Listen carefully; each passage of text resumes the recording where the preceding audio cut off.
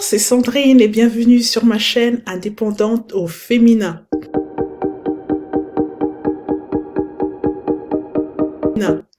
Alors pour ceux qui me suivent, vous savez que sur cette chaîne, je partage mes expériences en tant que entrepreneur, car depuis plus de 3 ans maintenant, j'ai créé une conciergerie et qui propose de la gestion complète des logements, et je propose également des prestations de ménage. Donc je suis une conciergerie qui fait tout. Alors aujourd'hui la vidéo va concerner une question que un petit jeune m'a posée, à savoir quel conseil est-ce que je conseillerais à mon petit frère ou à ma petite sœur de se lancer dans l'entrepreneuriat. Alors, je vais y répondre de manière la plus sincère. Et donc, est-ce que je conseillerais à mon petit frère ou à ma petite sœur? Je dirais que oui. Si peut-être il vous vient l'envie quand vous avez 20 ans, vous sentez que vous avez envie d'entreprendre, vous sentez que vous avez des possibilités, que vous souhaitez pas être limité, que vous avez plein d'idées, franchement, commencez. Allez à l'école. L'école, c'est super important. Allez à l'école, faites vos études. Et lorsque vous arrêtez vos études, et si vous sentez vraiment que vous avez envie d'entrepreneuriat, c'est le bon moment. Parce que c'est quand on est jeune qu'on a la niaque, on a moins de chaînes qui nous attachent, qu'on est libre, et c'est vraiment, on a le temps de se consacrer à l'entrepreneuriat. Vraiment, il faut se lancer. Je pense honnêtement qu'il faut se lancer à ce moment-là si vous avez des envies, si vous sentez que vous avez des envies d'entreprendre. Après, il y a des personnes, si vous n'avez pas forcément envie, honnêtement, le salariat, c'est super. On gagne très bien sa vie. On a une vie établie, on peut construire, on connaît le nombre d'heures de travail qu'on a à faire, on peut planifier. Donc, franchement, le salariat, moi j'ai commencé par le salariat, aucun problème. Mon mari est toujours salarié, aucun problème, c'est même important. Donc, mais en fait, ce qu'il faut comprendre, c'est comme dans la vie. Plus vous êtes jeune, plus vous avez pas de limite dans votre tête, vous n'avez pas peur. C'est comme pour le permis de conduire. Vous voyez, un petit jeune de 18 ans, il aura besoin de 20-25 heures de conduite et il y va.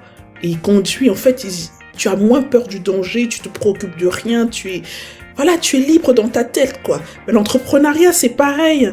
À 20 ans, on ose des choses qu'on n'aurait pas osé parce que à 30, 40 ans, parce que voilà, on a des enfants, on a un mari, on a une situation, on a une famille, on a plein de choses qui nous attachent et on réfléchit autrement. On a plus peur, on se dit, on réfléchit le coup d'après. Alors que des fois, il faut pas réfléchir, en fait. Il faut se lancer et juste faire. Et ça, les jeunes, ils ont ça, et c'est ça la jeunesse. La jeunesse a ça en elle. Connaissez l'adage si jeunesse savait, si vieillesse pouvait. Bah, c'est très clair, ça résume tout, d'accord? Et maintenant, se lancer après 30 ans, surtout quand on a une vie de famille, on a des enfants. Il faut vraiment faire très attention. Pourquoi je dis ça? Parce que ça soit l'homme ou la femme, il faut vraiment faire très attention parce qu'on sait que c'est preneur, ça bouffe du temps, ça bouffe énormément de temps. Alors l'homme, ça va lui bouffer du temps, il aura moins de temps à se consacrer à ses enfants, à sa femme. La femme, bah, vice versa, mais pour la femme, je suis désolée les filles, mais pour la femme, on est encore dans le schéma où c'est encore la femme qui s'occupe des enfants, qui s'occupe de la maison, qui s'occupe de faire les courses, qui s'occupe d'emmener les enfants chez le coiffeur, voilà, bref, même si l'homme y participe, mais vous savez très bien que la femme, elle est le pilier, quoi, et donc on a vraiment besoin qu'elle soit là pour tenir le foyer. Et donc, l'entrepreneuriat bouffe énormément de temps. Et ça doit être vraiment une discussion entre vous et votre conjoint. Et s'il vous plaît, un conseil, les deux ne doivent pas se mettre en entrepreneuriat. c'est la catastrophe. Là, je pense pas que les deux se mettent en ayant des enfants, pour moi, quand je vois un petit peu le boulot que ça représente, en fait, c'est jeter les enfants, en fait. Hein. C'est mon avis personnel, hein, d'accord? Et non, les deux, non. Il faut qu'il y en ait un sur deux. Un sur deux. Alors, celui ou celle qui pense elle a plus la fibre entrepreneuriale se lance. Parce que l'autre va l'épauler, l'autre va être son soutien. Et puis, vous savez, l'entrepreneuriat, c'est pas un long fleuve tranquille. On est vraiment dans le zigzag. On bosse beaucoup, on ne sait pas si ça va marcher, on est toujours en perpétuelle recherche de clients, on a des soucis à résoudre, voilà. Donc on a souvent l'esprit pris par des problèmes à résoudre, en plus des problèmes en tant qu'homme ou en tant que femme. Donc tout ça se rajoute, donc les deux ne peuvent pas, clairement pas. Il faut vraiment choisir, soit l'un ou l'autre. Et de manière réfléchie, parce que l'un va apporter le support à l'autre, et ça c'est très important. Vous ne pouvez pas, je pense pas que dans mon cas, c'est moi qui me suis lancée en entrepreneuriat. Mon mari est toujours salarié, mais le fait d'être salarié, je vous cache pas, ça permet d'avoir un filet de sécurité. Mais c'est super important. Et si j'avais pas ce filet de sécurité là, peut-être que j'aurais abandonné depuis longtemps, parce que le temps que de trouver des clients, d'avoir du chiffre d'affaires avec les charges qu'on a, c'est beaucoup pour se sortir des rémunérations. C'est compliqué. Je veux dire, il y a 50% de notre bénéfice pour se payer, tu enlèves 50% qui va à l'État, en gros, quoi, de manière grossière. Voilà, donc après, donc ça veut dire qu'il faut avoir un revenu qui soit super important. Bon, personnellement, pour être de toute manière transparente, moi j'arrive à me sortir 2000 euros. 2000 euros, 2000, 2200. Voilà. Et mais les 2000, 2200, c'est très bien. Mais pour une famille, c'est insuffisant. Est-ce que vous comprenez? Pour moi, c'est très bien. Je peux, dans la ville dans laquelle je vis, ça me suffit amplement avec les enfants et avec monsieur s'il n'est pas trop gourmand. Voilà, mais pour avoir une vie simple. Mais si on veut avoir faire des voyages, se permettre plus de choses, heureusement qu'il y a son salaire qui vient en plus. Vous voyez, heureusement qu'il y a son salaire qui vient en plus. Donc là, c'est la rémunération que je peux me verser. Mais même si j'ai un chiffre d'affaires de 100 000 euros, voilà, je ne verse que 2000, 2200 euros.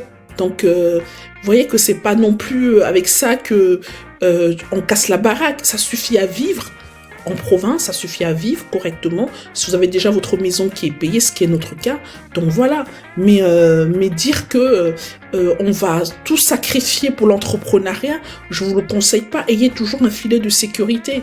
Hein, ayez monsieur ou madame qui sont votre filet de sécurité, c'est hyper important, au risque de vous perdre dans les méandres et de devenir, vous savez, ces poètes ou ces écrivains de leur vivant n'étaient pas reconnus, et que ça soit après la mort qu'on reconnaisse leur talent.